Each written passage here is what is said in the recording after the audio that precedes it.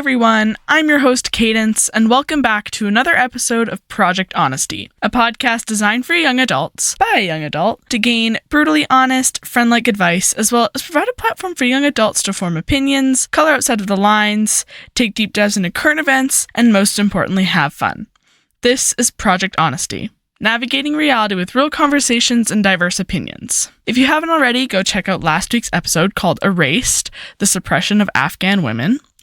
Since the early 2000s, restrictions have been placed on Afghan women's rights, limiting them as a people. The Taliban have recently introduced more laws that suppress women from speaking and writing. These have now, more than ever, taken away the voices of Afghan women. Even if you don't live in the same country, we all live and share the same rock.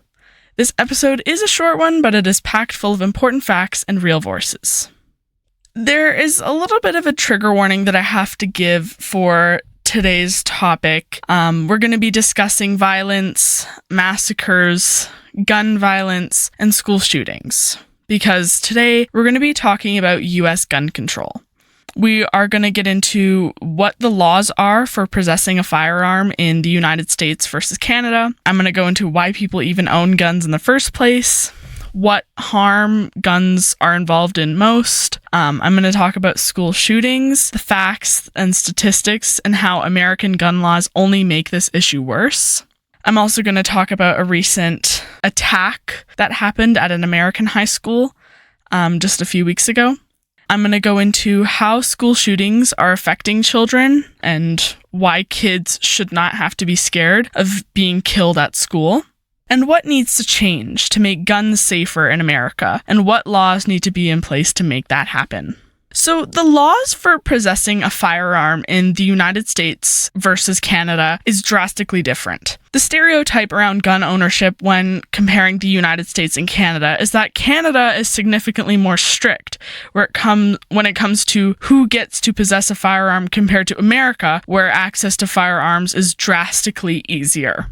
So I kind of made a chart comparing the two sides. So I'm going to start in Canada because that's where I'm from, and then America. And these are the rules and processes around firearms in their countries.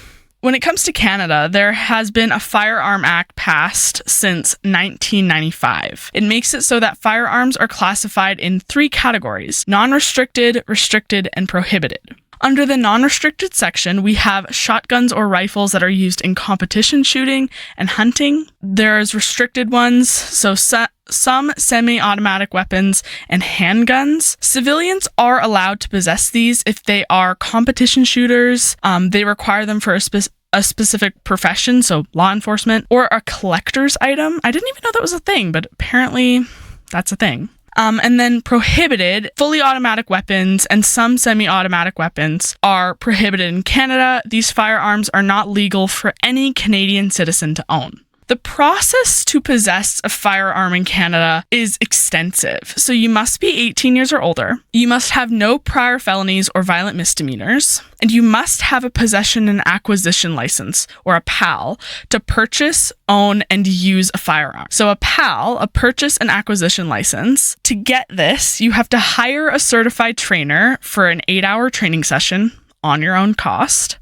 You have to pass a 90-minute written exam, and this exam can cost you anywhere from 139 Canadian dollars to up to 270 Canadian dollars. Now, it depends, the prices and the training hours depend on the class of firearm you're trying to acquire. And the Royal Canadian Mounted Police, the RCMP, has a minimum 45-day processing period for those applying for a firearm license. This is also followed by a 28-day minimum waiting period for those applicants who don't hold a currently valid firearm license. That is just to get a firearm. So you have an over 2-month process just to get the license to purchase a firearm that already has restrictions on it, and it may vary depending on the firearm you choose to purchase. Now in America, there are no firearms banned in the United States.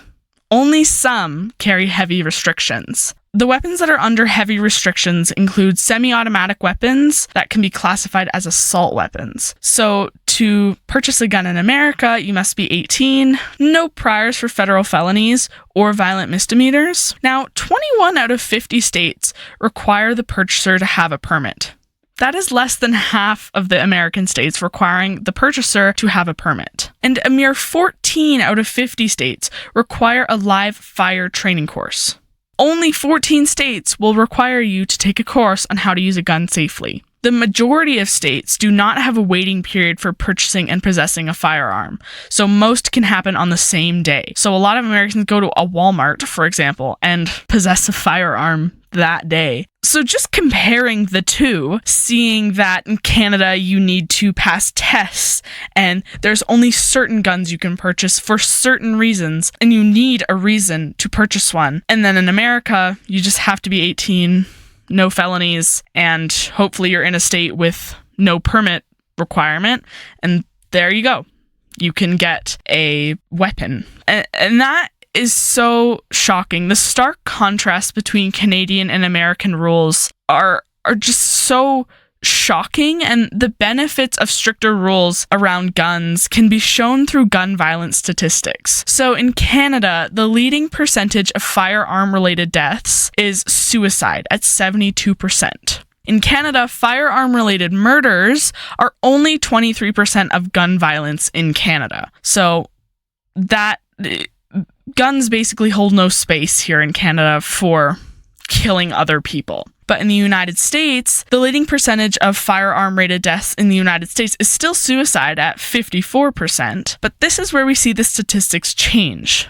In Canada, guns were only responsible for 23% of murders in relation to gun violence. In the US, that number jumps to 43% gun violence-related murders. Here, we can make an educated guess based on both the processes and statistics around gun possession and violence in both Canada and the United States that gun violence goes down when there are heavier restrictions placed on these weapons and the process of getting to own one. Now, why would someone even want to own one in the first place? Now, people own guns for a myriad of different reasons. In Canada, most people are only legally allowed to own guns for competition shooting and hunting purposes. Some Canadians also own a gun because of their careers, so like law enforcement and collectors. But in America, a lot of people, the majority of gun owners in America, I think it was around 73% of gun owners in America, say that they own guns for self-defense. They say it makes them feel safer, having the ability to defend their own homes and their person and their kids. So that's the main reason why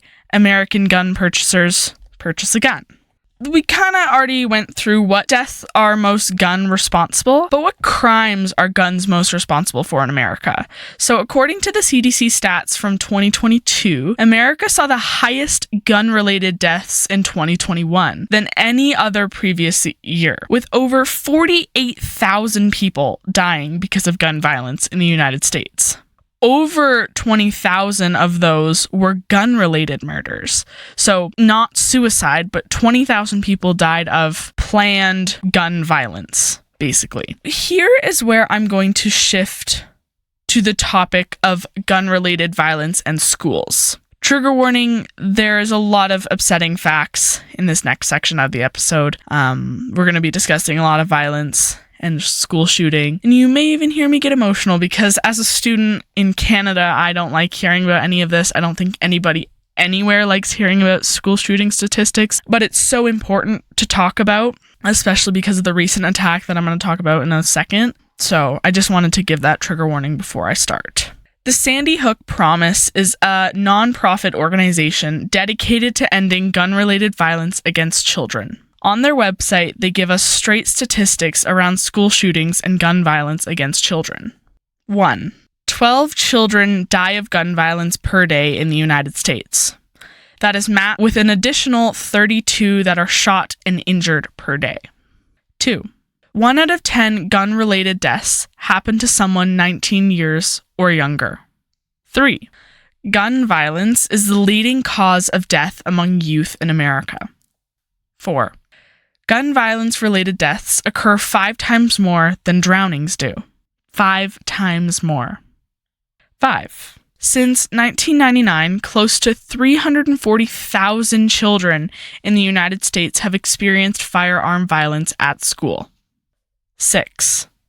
In 2022, there were 46 school shootings in the United States, more than any year after the Columbine massacre in 1999. 7. More than 43,000 kids were exposed to gunfire at school. There are a lot of contributing factors to gun violence taking place in schools, and the Sandy Hook Foundation clearly displays some of these factors. One of the biggest ones is that 4.6 million American children live in a home where a loaded gun is unlocked and accessible at all times. So improper storage of weapons is a large contributing factor to school shootings. I will go through examples of that later on. 68% of the guns used in school shootings were taken from home or a relative. In 4 out of 5 school shootings that occur in the United States, someone was aware of the attacker's intentions but failed to report them. This pairs with the statistic that 93% of school shooters have a plan in advance, according to the American Secret Service. So when you see the signs, speak out. I will leave a link down below to the Sandy Hook Promise website that provides information about the important signs we should be looking for in people to prevent school shootings from ever happening again. All of these statistics, paired with the loose American gun laws, further make school shootings more probable due to the ease it takes to possess a firearm. Now I'm going to go through some of the pivotal school shootings that have happened in the United States within the last 25 years. All of them are upsetting. You may have heard of some of them. I think I have 5 listed here that I want to go through. So starting in 1999, Columbine High School in Littleton, Colorado in April of 1999. There was 13 deaths and 24 injuries. The shooters were 2 12th grade students at the school.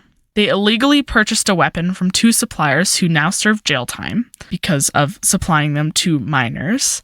And the motive of the shooters were unknown, but a common speculation is because the shooters were outcasts and bullied. And this attack was planned. Virginia Tech University in Blacksburg, Virginia, in April of 2007. There was 32 deaths and 26 injuries. The shooter was an undergraduate at the school. He legally obtained the weapons, and he was ordered to undergo treatment for his depression prior to the incident, after he was caught stalking 2 female students 2 years prior to the incident. But he was able to legally obtain the weapons because he never was committed to a psychiatric facility, therefore he had no priors. The shooter was bullied and suffered from a multitude of mental health issues due to the discrimination he faced as a South Korean immigrant. His mental health in no way excuses the behavior and the murders that he committed, and this attack was also planned. Sandy Hook Elementary School in Newtown, Connecticut in December of 2012. There was 26 deaths. 20 of the victims were between the ages of 6 and 7. The shooter, Adam Lanza, had no clear motive, but before arriving to the school, he also murdered his mother in her bed at home, which they shared. The names of the children that died in Sandy Hook are as follows. Charlotte Bacon, 6 years old. Daniel Barden, 7 years old. Olivia Engel, 6 years old. Josephine Gay, 7 years old. Dylan Hockley, 6 years old. Madeline Sue, 6 years old. Catherine Hubbard, 6 years old. Chase Kolowski, 7 years old. Jesse Lewis, 6 years old. Anna Marcus Green, 6 years old. James Mattioli, 6 years old. Grace McDonnell, 7 years old. Emily Parker, 6 years old. Jack Pinto, 6 years old. Noah Posner, 6 years old. Caroline Previdi, 6 years old. Jessica Ricos, 6 years old. Aviel Richmond, 6 years old. Benjamin Wheeler, 6 years old. Allison Wyatt, 6 years old. These victims didn't deserve this. If U.S. gun restrictions were stricter, the shooter would have not been able to access the weapons. These children could have lived on to do incredible things. Yet, they are victims of gun violence in schools. Marjorie Stoneman Douglas High School in Parkland, Florida, in February of 2018.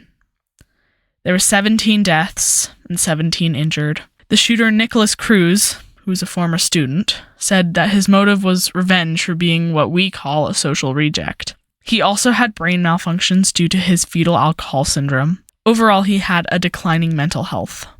He faced 34 consecutive life sentences on 17 counts of premeditated first-degree attempted murder and 17 first-degree murder charges. He pled guilty to all charges, and again, this attack was planned. Robb Elementary School in Uvalde, Texas, in May of 2022. There was 21 deaths and 17 injuries. The shooter was a former student, and the shooter killed his own grandmother the morning of this attack. A 15-year-old girl in Germany was convicted for neglecting to report planned crimes to the proper authority, and this shooting was also planned.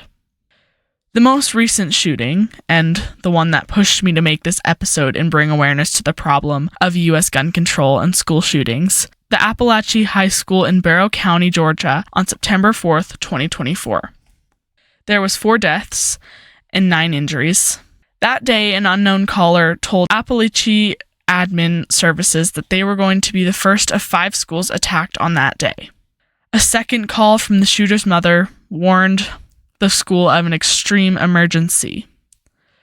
From statements made by eyewitnesses inside the school at the time of the attack, the shooter, Colt Gray, a 14-year-old boy, stood up and left class and shut the door, which automatically locks behind him. When he returned, he knocked. The student that was about to open the door saw Gray with a gun. The teacher proceeded to ask the student why he wouldn't open the door, and the student replied, "No, he has a gun." Gray then proceeded to fire rounds into another classroom, I believe 10 to 15 rounds. All teachers in that school specifically were equipped with IDs that had panic buttons, so they pressed the panic buttons which alerted authorities of an emergency situation at the school. Colt Gray, the 14-year-old shooter, obtained the weapon through his father, who bought him the gun for Christmas. Colt is currently being tried as an adult by prosecutors. Colin Gray, his father, the provider of the gun, was charged with 2 counts of second-degree murder, 4 counts of involuntary manslaughter, and 8 counts of second-degree cruelty to children. This attack was planned, yet Gray's motives are still unclear.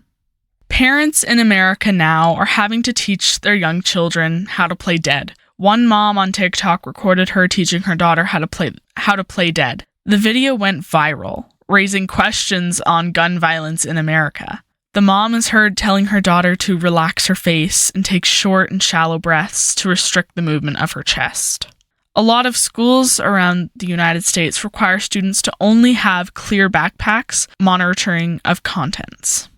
In schools across the U.S., active shooter drills are normalized as a normal safety practice. Parents have also had to explain to their children why they can't wear light-up shoes. Another mom on TikTok documented her having to explain to her daughter why she can't wear light-up shoes, because you can't hide effectively from a shooter when your shoes glow up. The young girl in the video was visibly upset. Children have also been taught to use books as a body shield in case of an active shooter. Due to gun violence and the lack of gun control in the United States, kids cannot be kids anymore. Kids go to school with the fear for their life. Teachers go to work not knowing whether a shooter will kill their kids or themselves. Parents send their kids to school not knowing if they will come home that night. The pain and tragedy that gun violence in schools has caused parents and families in the United States has called on political leaders in the United States and asked how they are going to address and solve this issue of gun violence against children. There needs to be tighter restrictions around who is allowed to purchase and possess guns in the United States. I want to bring awareness to this issue because as a Canadian student, I do not fear for my life when I'm sitting in a classroom. My parents don't fear for my life when I go to school. But this is the complex reality for parents and children across America. I will put a link in the description to learn more about the dangers of gun violence in the United States, as well as the Sandy Hook Promise nonprofit organization link to help you learn more about gun violence against children. Thank you so much for listening to another episode of Project Honesty. You can find Project Honesty on Spotify at Project Honesty or on YouTube at Project_Honesty.